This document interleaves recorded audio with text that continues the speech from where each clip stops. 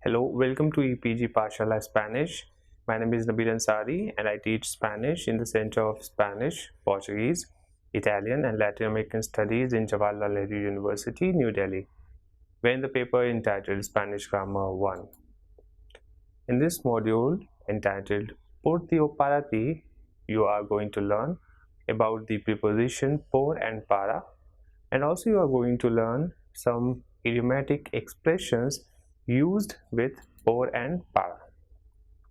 Prepositions are used very closely with other words, and at times their combinations become so common that it's quite difficult to understand any common meaning of the same.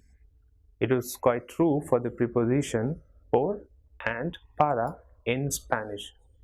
Thus, when we use por and when to use para is at times quite confusing because most of the times they mean the same thing, that is for. In Spanish, both por and para, as I said, most of the times mean for. It is one of the topics which confuse Spanish learning students. Thus, for a non-native speaker, it is very important to learn when por and para are used, as changing one with another will change its meaning completely. It will take quite some time for a student to master the use of por and para. Now, this module is an introduction of these two prepositions. So, as the use of por and para is so much that it's quite impossible for any student to learn it at one go, and you need a lot of practices, and also you will see the use of por and para in the advanced grammar as well. Now, Rosalia is going to travel to Barcelona and she has written an email to her friend Pepe. Now let's see what she has written, and you pay attention to the highlighted words in the email. Querido Pepe, te escribo para contarte el plan de mi viaje a Barcelona. Salgo el 17 de julio y viajo en avión. Tengo una habitación reservada por 3 días en un hotel que se llama Fairmont Rey Juan Carlos. Por desgracia, no puedo estar allí por más tiempo. Es que no tengo mucho dinero. Cuando llego allí, llamo por teléfono a mi amiga Pilar. Por lo menos en estos 3 días voy a conocer la ciudad bien con ella. Por supuesto, voy a ver la Sagrada Familia, el Parque Güell, la Pedrera, el Camp Nou y la Torre Agbar. Por la tarde voy a estar en las Ramblas y en la Plaza de España. Para mí, hermano, voy a comprar una camiseta de Zara y para mi madre una bufanda. Compraré algunos regalos para ti también. ¿Te gusta el vino? ¿Por qué no vienes conmigo? Besos, Rosalia. Pepe replies to her email telling her about his plan, and he writes, Querida Rosalia, no puedo ir contigo a Barcelona. Voy a Buenos Aires con mis padres para pasar las vacaciones. El viaje es para la semana que viene. Vamos a estar en la capital de Argentina por 10 días. Todavía tenemos que comprar los billetes de ida y vuelta. Mañana por la mañana voy a una agencia de viajes que está cerca de mi casa para comprarlos. Hemos decidido ir a Buenos Aires para ver el planetario, el zoológico y la Tierra Santa. La ciudad también es famosa por su Museo Nacional de Bellas Artes. Sí, me gusta el vino, sobre todo de Rioja. Yo también voy a comprar algo para ti. No te lo digo ahora porque es una sorpresa. Un abrazo, Pepe. This was the email or reply of Pepe to Rosalia Now, if you want to see the translation of these two emails, you can refer back to the e-text translation in English. Now, the prepositions por and para are used by Rosalia and Pepe in their emails. In order to understand its use, let's start with the preposition por. So first we see the use of the preposition por with examples, and then we will see the use of preposition para with examples, and also we will see some idiomatic expressions used with these two prepositions. The por is used to indicate means of doing something. Means of doing something, by that we mean, let's see some examples. So as to make it clear, voy a enviar el mensaje por email or por correo electrónico, which means I'm going to send the message by email. Or te envío la carta por correo. So I'm sending you the letter by mail. Or envío el paquete por avión, which means I'm sending the packet by plane. So means of doing something, as you have seen in these examples, and here por means by. So by email, by mail, by plane, etc. Por is also used to indicate cause, result, or reason of something. For example, han cancelado el vuelo por el mal tiempo. Means they have cancelled the flight due to bad weather. So here the use of por is to indicate cause of something or result of something. So it means the por here means due to. So due to bad weather. Third use of por is to express apology or gratitude. For example, lo siento por la molestia, which means sorry for the inconvenience. Gracias por todo, it means thanks for everything. Or gracias por ayudarme, means thanks for helping me. So to express apology, like lo siento por, and then you can add whatever you want to say, that is I'm sorry for and something. And gracias por, which means thanks for, then you can add other things as well with gracias por. So we have seen two examples, gracias por todo y gracias por ayudarme. Por is also used to indicate price of something. For example, compro este vestido por $30, which is I'm buying this dress for $30. Or te lo doy por 100 rupias, means I'll give it to you for 100 rupees. So here por is used to indicate price of something, whereby it means for. A por is also used to indicate time. Like in English we say in the morning, in the afternoon, or in the evening, or at night. Same thing we say in Spanish by using por. For example, por la mañana means in the morning. So let's see one example with por la mañana. Por la mañana desayuno a las 8. Means in the morning I have breakfast at 8 o'clock. Por la tarde means in the afternoon or evening. So por la tarde yo duermo, which means in the afternoon I sleep. And por la noche means at night. So example, por la noche salgo con mis amigos, which means at night I go out with my friends. When it is followed by a verb in infinitive, it expresses an action that has not been completed. For example, el tren está por llegar. So el tren está por llegar means the train is yet to arrive. So it is an action which has not been completed. So está por algo. It is also used to indicate speed or rate.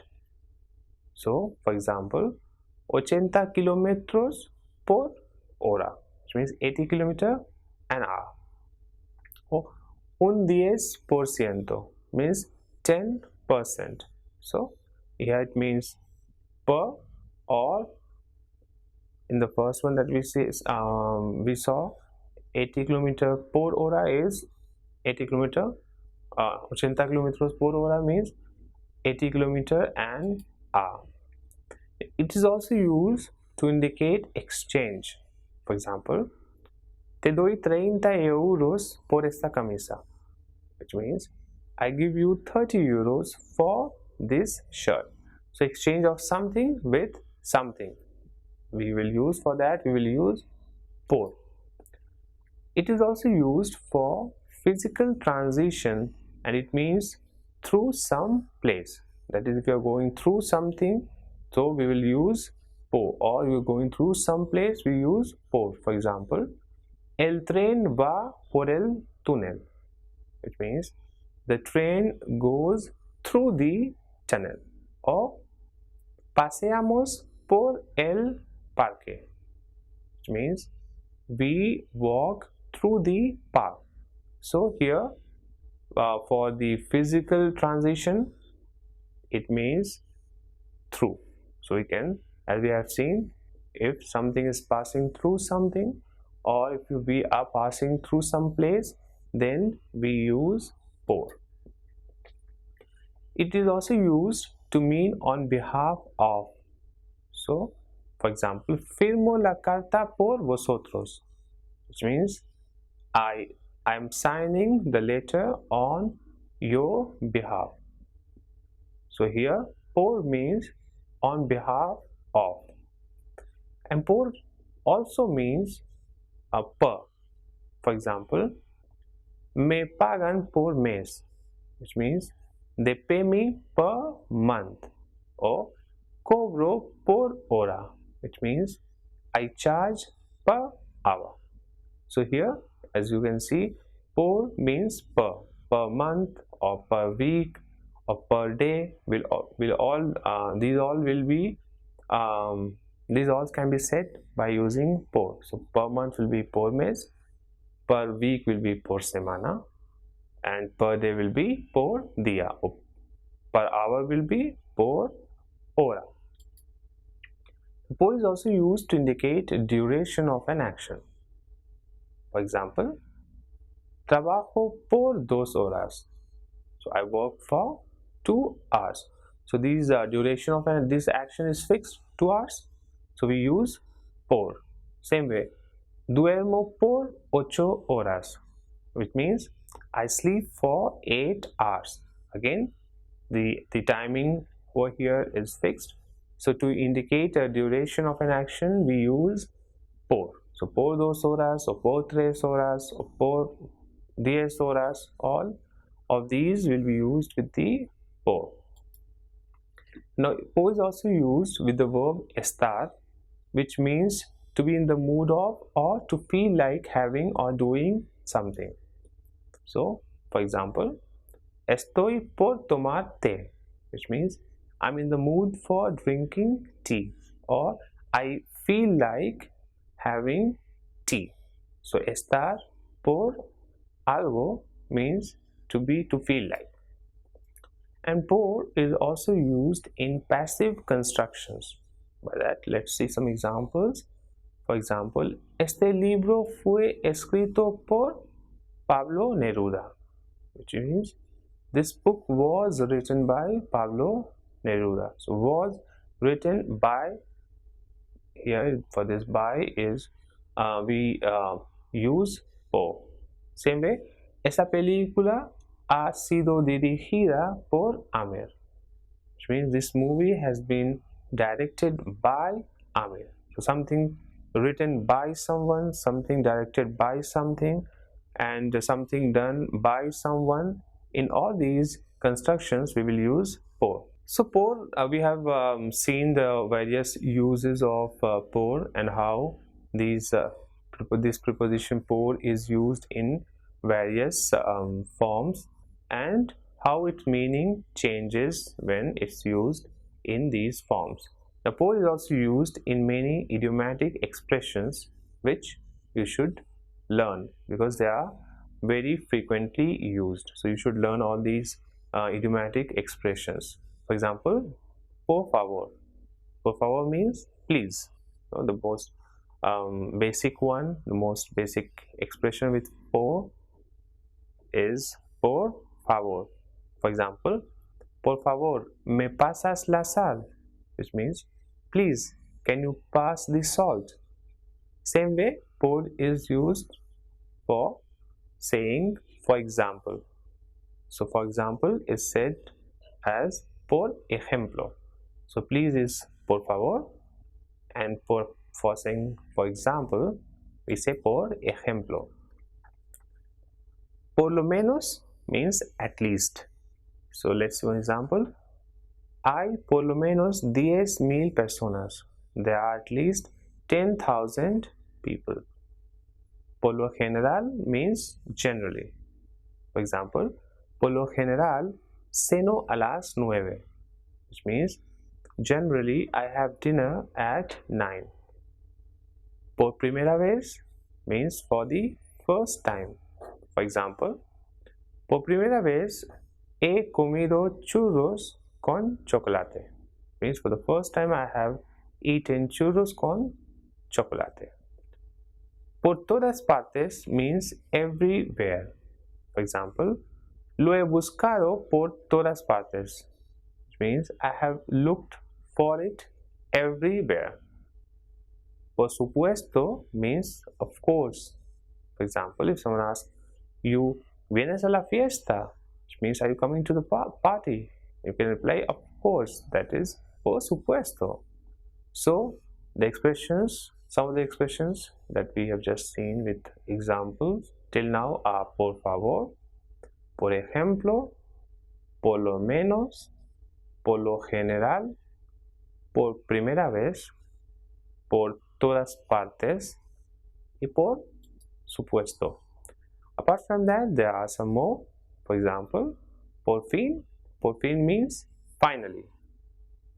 Por fin lo han detenido, means finally they have arrested him.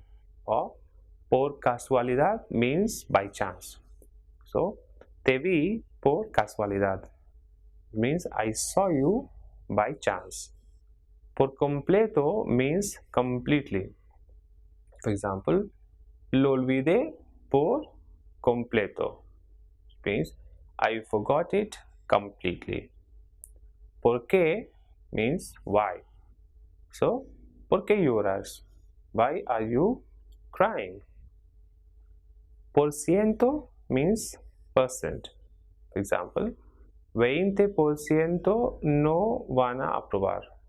20% are not going to pass. So percent, 20%, 30%, all of these numbers can be said with por ciento. So 20%, 30%, etc.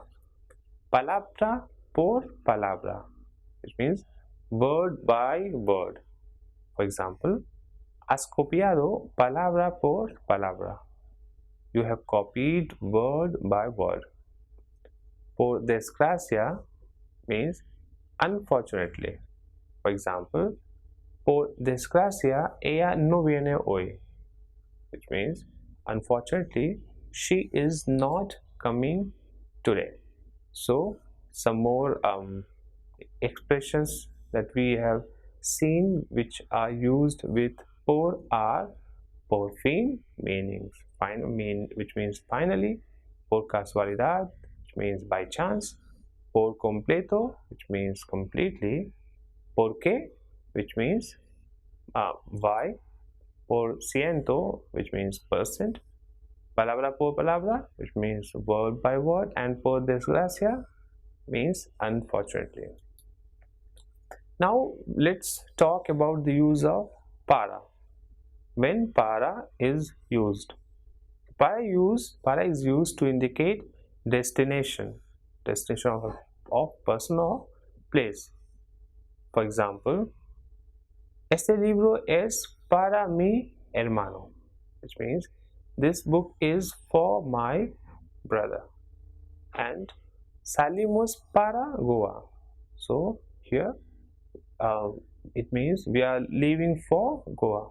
Salimos para Goa, which means we are leaving for Goa. So we just saw how para is used for indicating destination of for person or place.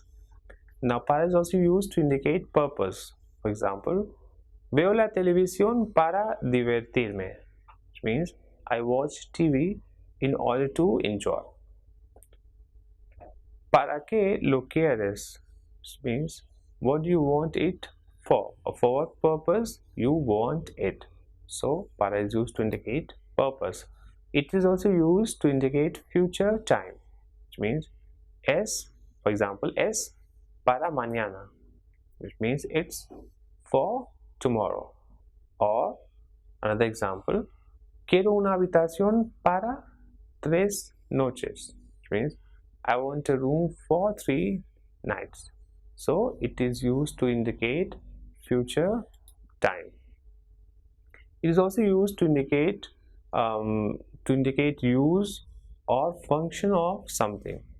So it is used to indicate what something is used for, what is its function. For example, este vaso es para el vino, which means this glass is for wine. Or it is also used to indicate deadlines. For example, necesitan el trabajo para el lunes, which means they need the work by Friday. So if you fix any deadline, which can it is used to indicate deadlines. For example, necesitan el trabajo para el lunes, means they need the work by Monday. So in order to when we fix the deadline and we say that okay, this is needed by this day, that is like Monday, Tuesday, Wednesday, we use para el and then the day. Para is also used to give an opinion. For example, para mí es normal, which means for me it's normal. Or no es difícil para mí, which means it's not difficult for me. Para is also used to mean in order to, when it is used with the verb in infinitive form. For example, estudia para aprobar el examen, which means he studies in order to pass the exam. Or another example, trabaja para ganar dinero, which means he works in order to earn money. Or para qué, which means so that or in order that, and followed by a conjugated verb. So normally para is also used when we want to say in order to. So in order to do something, in order to, for example, see this movie, or in order to be on time. For all these in order to, we can use para. And when para is used with the verb estar, it means to be about to. For example, la película está para terminar, meaning the movie is about to finish. So para here means about to. And as we have seen in the case of por, para is also used in many idiomatic expressions. For example, para siempre, which means forever, or para qué, which means why or for what purpose. After having learned the various uses of por and para, let's read a text which is about why one should learn Spanish in Spain. Now, this text will serve two purposes. One thing, first one is the importance of learning Spain, and the second one is you should pay attention when and where these two prepositions por and para are used. And now, after having seen the various uses and the explanations, can you understand them now? And the title is Estudiar Español en España. El mejor lugar para aprender español no puede ser otro que España. Estudiar español en España te facilita además la oportunidad de conocer la realidad europea, tanto en su dimensión política y educativa como en su dimensión social y cultural. Estudia español en España por, por nuestra cultura. España es un país con una enorme variedad cultural, climática y natural. Cada región te ofrece innumerables posibilidades para que además de aprender español, puedas disfrutar de tu estancia eligiendo qué España quieres conocer. Por nuestra gastronomía. España es famosa por su riqueza gastronomía. Aquí puedes disfrutar desde divertidas y económicas comidas de tapas hasta la cocina de grandes chefs internacionalmente conocidos. Por nuestras fiestas. Durante tu estancia puedes coincidir con algunas de nuestras interesantes y también divertidas fiestas tradicionales. Ferias, Semana Santa, carnavales, etc. Por el deporte, puedes aprender español y practicar deporte. Solo tienes que decidir deportes acuáticos, deportes de montaña, etc. Ese es el país de Nadal, Fernando Alonso, La Roja y muchos más. Remember, one should be careful as the meaning of a sentence can change completely depending on the use of por or para. So till now we have seen the meaning of por and para, when the por is used and when para is used, and also some idiomatic expressions of por and para. Apart from that, we have just seen a text which states why to learn Spanish in Spain, but I hope that you must have paid attention to the use of por and para in that text. Now let's see how, if we by mistake change por with para or para with por, the meaning of the sentence can change. So we take this example. El turista va por la ciudad y el turista va para la ciudad. So what is the difference between these two? Can you guess? So when we say el turista va por la ciudad, it means that the tourist goes through the city. And when we say el turista va para la ciudad, it means that the tourist goes to the city. So in the first sentence, el turista va por la ciudad, the tourist is in direct contact with the city and he is passing through the city.